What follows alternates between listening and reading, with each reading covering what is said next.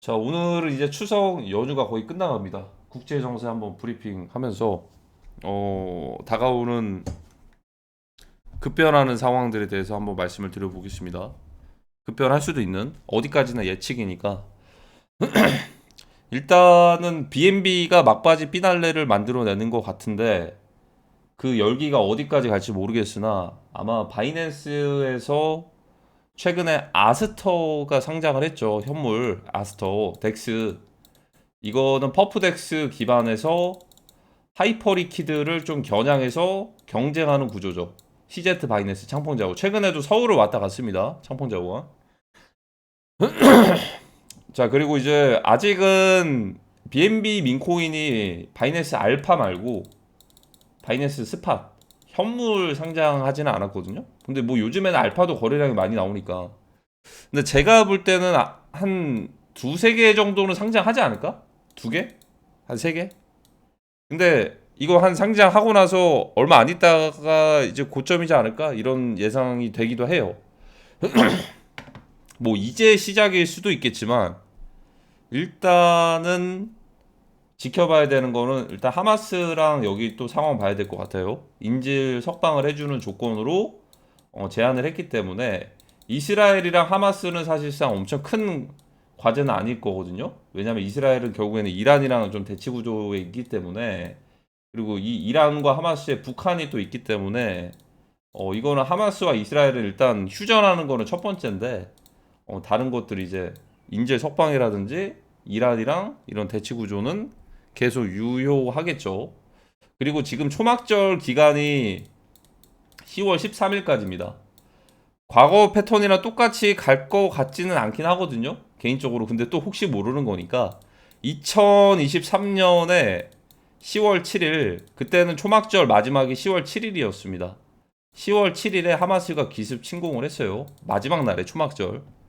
그래서 지금도 초막절 마지막 날까지 어떤 상황이 변수가 생길지. 왜냐면 이거를 지켜보는 이유는 예전에 중동 전쟁이 있을 때 유대교 명절일 때 전쟁이 났던 적이 한 두세 번 있었습니다. 명절 기간에. 그러니까 이런 전쟁 과정에서 뭔가 좀 상징적인 날일 수도 있다. 이런 역사책이 실릴 수도 있는 그런 기록이 될 수도 있기 때문에 유대교 명절 기간을 좀 주의해 볼 필요는 있다라고 생각이 듭니다. 자, 그래서 BNB는 막바지 피날레로 가고 있는 것 같고 일단은 이더리움에서는 좀 이제 하락이 나왔는데 이 정도 하락에서 끝나면 안 되죠. 제가 말씀드린 국제 정세가 변동을 할 정도는 여기서 끝나는 게 아닙니다. 갑자기 이유 없이 3,800달러 여기를 뚫어야 돼요. 여기 갑자기 이유 없이 모르겠어요. 바로 이렇게 갈지 모르겠는데 예를 들어 이유 없이 이렇게까지 떨어진다. 이거는 이제 되돌릴 수 없는 하락을 시작을 할 거거든요. 근데 지금까지만 딱 봤을 때는 이렇게 하락을 할 만한 재료가 사실 없어요. 지금은. 왜냐하면 지금 미중 무역 전쟁, 관세 전쟁 하면서 이제 어 중국에서는 미국에다가 1조 달러를 투자를 하겠다. 그리고 이제 틱톡도 인수 지분 이제 지분을 좀 이제 매각을 했죠. 지분을 좀 이제 판매를 했죠. 그리고 이제 미국에서도 관세를 서로 이제 좋게 좋게 가자. 이렇게 좀 이제 서로 좋게 좋게 가자고 하는 입장인데, 그리고 이제 10월 말쯤에는 러시아 이제 뭐 대변인도 참가를 한다고 하죠. 에이펙에서 정상회담처럼 이렇게 만나기로 했다. 그러니까 10월 말이 되기 전까지 그리고 이제 12월에는 금리 또 이제 추가적으로 인하할 수도 있다라는 가능성까지 제시를 하면서 코인 시장이나 주식 시장이나 그렇게 좀 이제 흔들릴 만한 재료가 없거든요. 그냥 무난하게 가면은 사실상 지금 상태로 가면은 프랑스도 그렇고 프랑스뿐만이 아니겠죠. 여러 전 세계 모든 나라들의 대다수의 몇몇 화폐들을 빼고는 기축 통화를 빼고는 화폐 가치가 흔들려서 이게 오히려 화폐가 흔들리니까 자국민에서 이제 그 화폐를 가지고 있는 사람들이 빠른 사람들은 이 화폐를 가지고 해지가는 수단으로 이제 옮길 수도 있다라는 거죠. 그게 뭐 주식이 될 수도 있고 비트코인이 될 수도 있고 골드가 될 수도 있는 거고 실버가 될 수도 있는 거고 이런 무난한 상황들은 오히려 또 호재예요. 주식이랑 코인 시장에는. 그러니까 원래 기존의 근본이었던 통화가 그 화폐가 흔들리니까 환율이 계속 이제 변동이 되니까 변동이 또 안 좋은 쪽으로 되니까 화폐같이 자국민의 화폐같이 하락 쪽으로 되니까 그걸 해지하기 위해서 골드나 비트코인이나 이런 쪽으로 이동할 수가 있단 말이죠. 그러면 어떻게 보면은 가장 지금 대립 관계였던 미중 전쟁에서도 어떻게 보면은 잠깐 스탑을 한 느낌이고 10월 말까지 에이펙까지 최소한 이게 무난하게 가면 그냥 자산 시장이 호재란 말이죠. 근데 갑자기 꺾인다. 만약에 꺾여요? 꺾인다라고 가정을 해볼게요. 꺾여. 많이 꺾여 이렇게. 꺾인다라면 재료는 제가 볼 때는 동북아시아 전쟁밖에 없어요. 동북아 전쟁. 자, 두 가지가 거론이 되고 있습니다. 참 신기한 거는 중국이 대만을 침공할 수 있다라는 보고서들이 계속 나오고 있어요. 최근 들어서. 이거는 확실히 다른 거는 2022년, 2023년에 나온 보고서랑은 확실히 다릅니다. 지금은 정말 그럴 수도 있다. 이 정도예요, 사실. 그리고 이제 실제로 최근에도 그렇고 6월 달에는 이란과 미국에서도 이제 작전이 실행이 됐었죠. 이란, 미국 이렇게 이스라엘과 같이 실제로 작전이 시작이 될 수도 있고 침공이라고 한다면 침공이 될 수도 있는 거고 이제 최근에도 베네수엘라에 직결한 미국의 전략 자산들도 마찬가지고 베네수엘라 또 이제 운반함 이렇게 선박 타고 가다가 이제 폭격 당하기도 했죠. 이제는 예전의 과거와 같은 게 아니고 실제로 일어난다면 일어날 수도 있는 그런 시대가 된 겁니다. 그래서 가장 많이 언급을 하는 게 중국 대만 침공이잖아요. 자, 근데 확실히 군부 세력들이 완전한 승리를 한 게 느껴진 게 뭐냐면 중국과 북한에서는 두 가지가 원래 나왔었습니다. 첫 번째, 김정은 사망 찌라시. 올해 초에 들어보셨을 거예요. 1월달, 2월달에. 자, 그리고 시진핑 주석의 실각. 유독 한국에서만 이게 두 개가 많이 나왔어요. 이게 좀 골 때리죠. 근데 전승절의 모습이 나왔잖아요. 자, 이게 무슨 말이냐면 오히려 아이러니하게 이들이 살아있고 이들이 권력을 유지하고 있으면 전쟁 가능성이 높을 수가 있어요. 근데 만약에 자리가 비어진다면 반대인 거죠. 전쟁 가능성보다는 자연스럽게 하이브리드로 또 더 이제 확장될 수 있는 전승절에서 근데 모습들 다 보여줬단 말이죠. 자, 여기서 이제 트럼프 대통령이 어디 쪽을 바라보고 있는지가 중요하겠죠. 국가 단위로 지금은 바라보면 안 되죠. 국가 단위로. 이거는 한번 이제 세력들 간의 싸움에서 한번 이제 한번 리셋, 포맷을 한번 가보자로 갈 수도 있는 거고. 지금 다 같이. 그게 이제 3차 세계 대전인 거고. 그 중에서 이제 중국은 대만. 북한은 한국. 그리고 러시아는 나토. 뭐 이란은 이스라엘. 이런 대립 구조가 계속 그려지는 거죠. 그리고 미국도 있습니다. 미국은 민주당이랑 공화당입니다. 찰리 커크 사건이 사라예보 그 사건이랑 좀 이제 비슷한 결로 민주당과 공화당이 이제 극과 극으로 분열될 수 있는 또 좀 엄청난 또 이제 큰 트리거가 되기도 했을 겁니다. 당장은 뭔가 벌어지지 않았지만 그래서 이제 지금 미국에서는 그런 유사시 그런 상황들을 대비해 가지고 인지 군인들을 좀 이제 배치를 하고 있죠. 여러 주마다 51개 주가 있으니까 50개 주였나?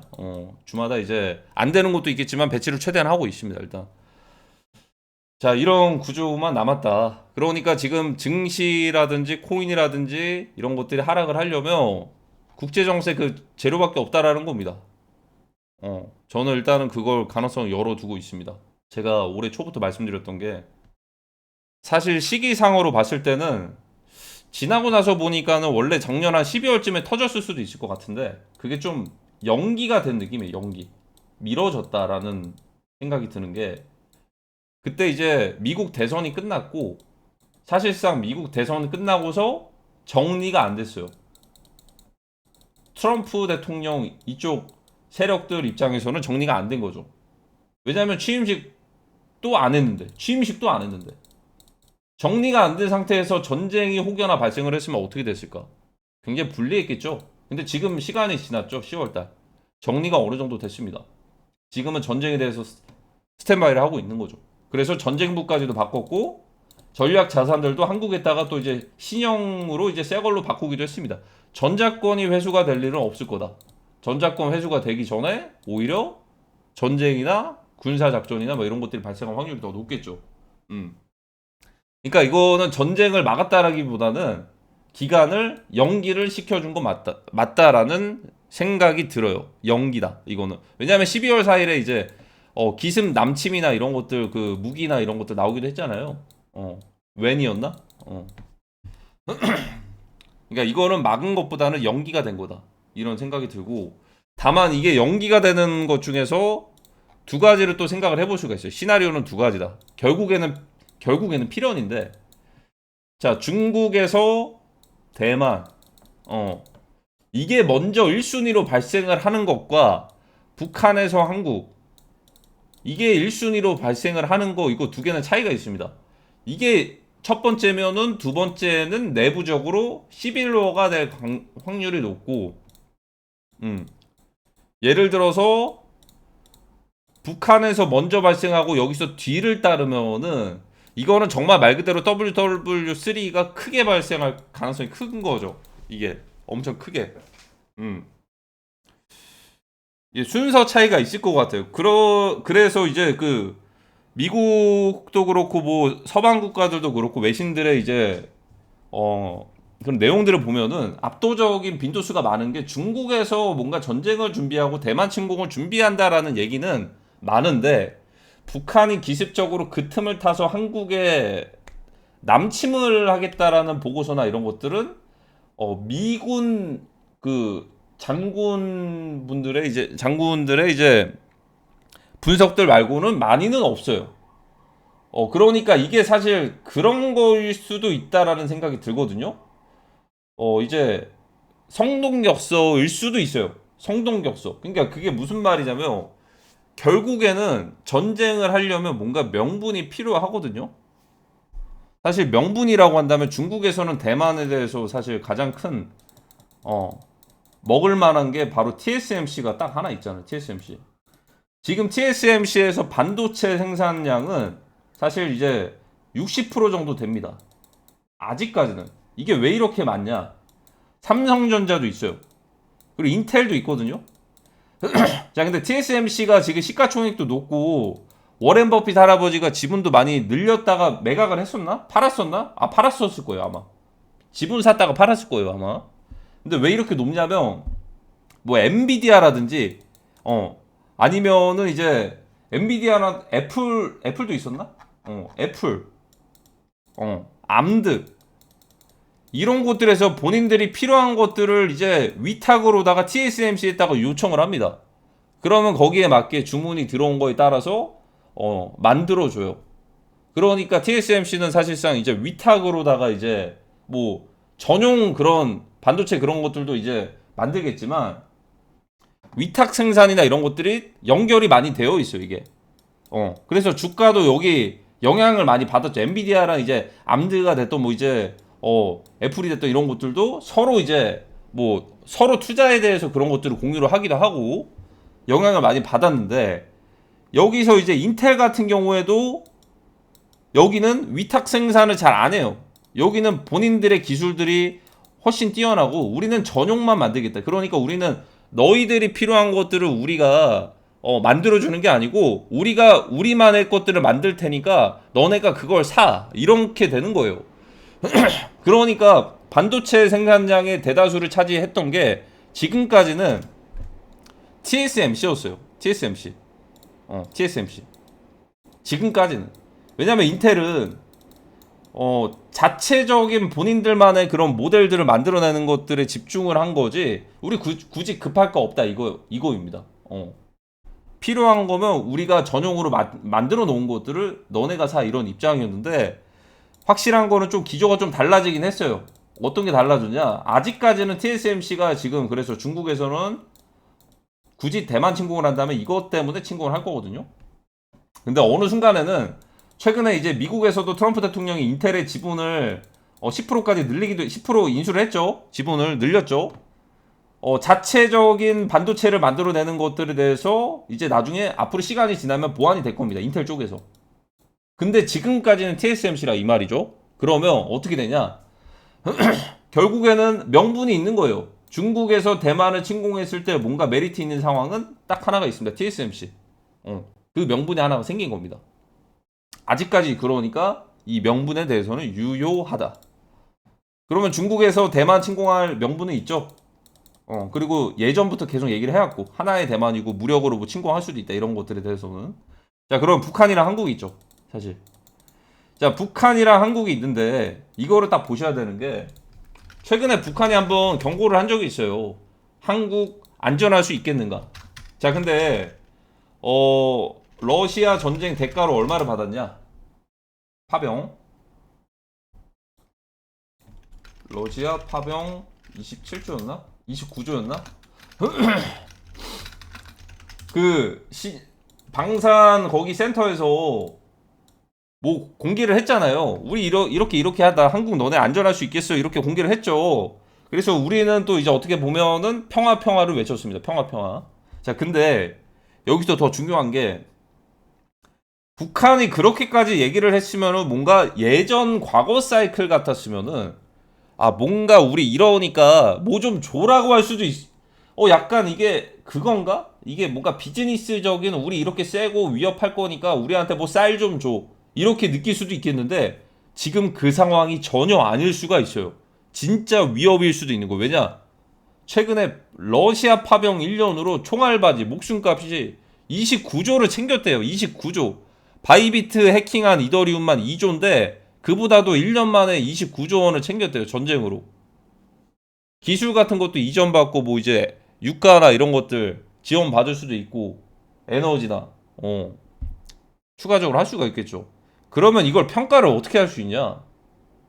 실전 훈련을 끝마치고 온 거예요, 사실. 실전 훈련을. 어디서요? 러시아에서. 이게 거기다가 돈도 챙겼어. 29조. 돈도 챙기고서 미사일이 됐던 신형 무기들은 이미 기술들이 있잖아요. EMP나 이런 것들 핵은 있잖아요, 이미.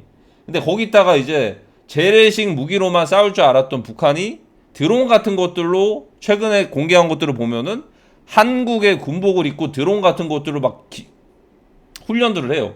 그러니까 골 때린 게 뭐냐면 예전 6.25 때는 북한복이나 인민복이나 이런 것들 입고서 중공이랑 이렇게 같이 들어왔잖아요. 요즘에는 북한이 한국 군복을 입어요. 그러니까 이거 자체가 사실 구조가 다른 거죠, 이게. 그러니까 이제 러시아랑 우크라이나의 싸움 구조랑 좀 다르게 북한에서 한국 군복을 입고서 만약에 한국 내에서 시가전이나 그런 분쟁이 발생했을 때 굉장히 까다로울 수가 있다라는 거죠. 한국 군복을 입고서 들어오는 순간.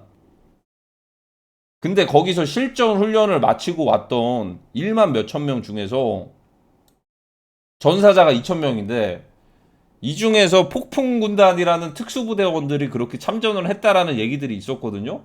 그들이 만약에 실전 훈련을 끝마치고 와서 지금 한국에 이렇게 그런 대치 상황이 중국 대만 할 때 같이 발생을 한다면 굉장히 까다로울 겁니다. 뭐가 까다롭냐? 예를 들어서 그 전쟁 지역이 만약에 전면전 형태로다가 이제 북한으로 진격해서 밀고 가는 게 아니고 한국 내에서 먼저 발생을 한다면 한국에다가 미사일을 쏠 수가 없잖아요. 예를 들어 만약에 한국의 아파트나 이런 곳들이 많은데 건물들이 많은데 그쪽 지역으로 만약에 북한의 특수부대원들이 침투를 해요, 만약에. 그러면 그런 상황에서 침투를 한 건물에다가 한국의 건물에다가 한국이나 미군이 미사일이나 드론 같은 것들을 쏘는 거 자체가 솔직히 좀 까다롭지 않을까요? 그쵸? 그러니까 예를 들어서 반대로 북한 진영으로 북진으로 딱 밀고 갔을 때는 어떻게 보면 그쪽 지형들이나 이런 것들을 그냥 이제 목표를 딱 정해가지고 딱 타겟을 잡아서 이렇게 하면 되는데 그게 아니고 한국 내에서 그게 발생을 한다면 그거 자체가 굉장히 까다롭고 시간이 꽤나 오래 걸릴 수도 있다. 이런 생각이 들거든요. 그래서 거기에 대해서 최근에 경고가 단순히 쌀을 달라고 요구하는 게 아니고 진짜 경고일 수도 있다. 자, 그러면 지금부터 좀 설명을 드리면 구조는 한 4가지 정도로 나뉠 것 같아요. 구조는.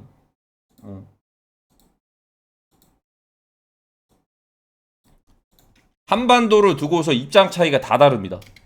자, 한국을 두고. 중국은 솔직히 말해서 굳이 전쟁 안 해도 시간 지나면 알아서 흡수. 이걸 노리고 있을 수가 있어요. 자, 근데 북한. 굳이 전쟁 안 해도 시간 지나면 알아서 흡수가 중요한 게 아니고 만약에 한국이 흡수되면 샌드위치로 우리 차례네. 그 전에 선수 치자. 이렇게 될 수도 있는 거예요. 자, 일본은 그러면 일본은 어쨌든 지금 다케이치 총재였나요? 새로 선출된 총리 반중반미에요. 반중반북이에요. 그러면은 어쨌든 중국이나 북한이나 어떻게 보면은 입장 차이는 똑같죠. 비슷하죠. 그러니까 중국은 알아서 흡수가 되고 그 다음은 북한인데 대신에 이제 북러 조약이 맺어져 있어서 그게 쉽지는 않을 거겠죠. 북러 조약이 있으니까. 물론 전승절에서는 그렇게 입장이 나타나긴 했는데 그것도 이해관계를 좀 이제 얽혀보면 그게 쉽지가 않습니다. 이제 북러 조약이 있기 때문에 일단은 첫 번째 타겟은 자연 흡수인데, 자, 두 번째, 북한 같은 경우에는 흡수가 되면 샌드위치로 우리나라 차례구나. 그럼 선수를 치자. 우리가 그냥 먹어버리자. 한번 시도해보자. 이렇게 될 수도 있는 거거든요. 그러면 일본에서는 예를 들어서 반중이나 반북이니까 중국이 됐던 북한이 됐던 둘 다 먹히면은 그 다음은 우리 일본이잖아. 자국민 우선주의인데. 이럴 거면은 우리가 지원해줄게. 지원해줄 테니까. 그러니까 예전에 이제 만주까지 되찾아보자. 이런 식으로 북진 통일에 대한 이런 것들을 밀어줄 수도 있단 말이죠. 일본 입장에서는. 자, 대만은 이리 되나 저리 되나 결국에는 한반도에서 먼저 터지냐 대만에서 먼저 터지냐인데 굳이 터지면 한국에서 먼저 터져라. 예전에 뭐 6.25 때랑 비슷하게 이렇게 될 수도 있어요. 우리 쪽에서 터지는 거 그냥 한국에서 먼저 터져라 이런 식으로. 그리고 이제 대만, 일본, 중국 있고 미국이 있는데 미국에서는 사실상 한번 뒤통수를 한번 맞은 거죠. 아마 이게 오피셜이 될 겁니다. 뒤통수 한 대 맞았네. 그러니까 이거예요. 이게 무슨 말이냐? 예전에 우리 일본이랑 미국이랑 태평양 전쟁으로 서방 국가 타본 아시아 타본이랑 강한 놈들끼리 싸워서 공교롭게 한국은 일제시대 식민지 해방 됐는데 중국도 중일전쟁 하다가 해방됐는데 갑자기 6.25가 터지질 않나. 6.25가 터지질 않나. 그리고 몇 년이 지나서 이건 또 모르죠. 이거는 뭐 이제 이거는 미국에서 발표를 해야 되니까 뭐 대선이 됐던 이게 하이브리드 전쟁이 터지지 않나. 자, 이런 구조로 봤을 때는 이제는 우리가 예전에 뭐 이제 소련이 있었던 시기도 아니고 굳이 이렇게 다른 동맹국들을 도와줄 필요가 있나? 뒤통수 칠 수도 있는데. 그래서 미국이라는 나라를 오직 미국만을 위해서 둠 형태로 만들자. 돔인가요? 둠? 골든 돔처럼 이제 우리만의 자국민만의 플랫폼, 자국민만의 뭐 반도체 생산, 인텔에서 이제 하는 것처럼. 그리고 뭐 이제 구글이나 유튜브, SNS 다 쓰잖아요. 전 세계 사람들이. 거기다가 틱톡도 이제 가지고 왔겠다. 대신에 그래도 지금 이 상태면은 중국의 공산당은 결국에는 미국 시간이 지나면 러시아랑 시간이 2년 정도만 지나면 미국의 핵 기술을 따라잡고 기술들도 따라잡을 수도 있어. 지금이 절호의 기회일 수 있다. 세력 싸움에 지금이 최적화된. 그러니까 미국에서는 앞으로 추구하는 방향성은 사실상 지금까지는 동맹국들에 대해서 이런 것들이 있었지만 일단은 전쟁 나기 전까지는 같이 도와줄 거다. 이런 생각이 들거든요. 그리고 그 이후에서는 미국만의 돔 형태로 해가지고 약간의 자국민들만 먼저 챙기는 그런 나라로 주변 국가들을 이제는 더 이상 간섭하지 않고 대신에 이제 위협을 받지 않은 형태로 갈 수도 있다. 하지만 지금은 위협이 될 수도 있는 게 아시아에서 굳이 따지면은 중국도 있고, 뭐 당장 표면적으로 국가 단위로 봤을 때는 북중러에서 이제 북한도 있고 러시아도 있으니까 그거를 어떻게 보면은 결국에는 전쟁을 한번 해야 된다. 한번 해야 되기는 하는데 전쟁하기 전에 그러니까 미국 입장에 미국이 가장 길죠. 왜냐면 지금 하기 전에 최대한 자정작용 해보자. 그러면서 시간을 좀 이제 길게 가면서 자정작용하면서 안 됐어? 안 됐어? 안 됐어? 안 됐어? 이러니까 결국에는 마지막은 뭐냐? 그래 돈으로라도 경제 돈이라도 챙겨보자. 챙겨보자. 어차피 중국으로 가는 거 이렇게 된 거일 수도 있어요, 사실. 그러니까 결국에는 무조건 전쟁을 해야 돼요. 해야 되는데 하기 전에 약간의 이제 재정비, 준비 과정들, 준비할 것도 준비하고, 거기에 맞게 또 이제 내부적인 정리도 해야 되고, 미국에서는 정리해야 될 게 많잖아요. 그러니까 이해관계가 좀 얽혀 있죠, 지금.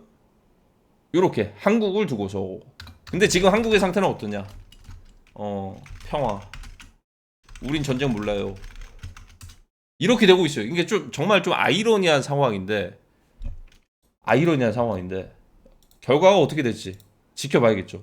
그러니까 확실히 좀 이제 과거랑은 다른 게 그러니까 지금까지 예를 들어 연평 해전이 됐던 이런 것들 있잖아요. 천안함 그런 사태가 됐던 그게 다 국지전이에요, 사실. 국지전인데 아직은 그런 게 발생을 안 했거든요. 다른 방식으로 엄청 큰 국지전이 발생할 가능성이 커 보입니다. 근데 그게 시기가 언제가 될지가 중요할 것 같고 지금 어떻게 보면은 작년부터 시작을 해서 워렌 버핏 할아버지 위성 라디오 시리우스 최대 주주가 된다. 시리우스 위성 라디오입니다. 위성 라디오 이게 다 3차 세계대전과도 관련이 있을 수도 있어요. 그리고 일본의 5대 종합상사 종합상사는 미사일도 만들고 라면도 만듭니다. 트렌드에 따라서 뭐든지 만듭니다. 5대 종합상사는 동북아시아 전쟁일 때 가장 큰 수혜를 볼 수도 있을 겁니다. 왜냐하면 동북아시아 전쟁 딱 시작하는 순간 일단은 대만이나 한국이나 그래도 경제력은 있는데 어떻게 보면은 물자 같은 것도 지원받기가 굉장히 좀 이제 전쟁 시작되는 순간 서방 지역에서는 좀 차단될 수도 있어요. 왜냐하면 서방 지역에서도 전쟁하려고 이제 비축들을 하고 있잖아요. 러시아랑.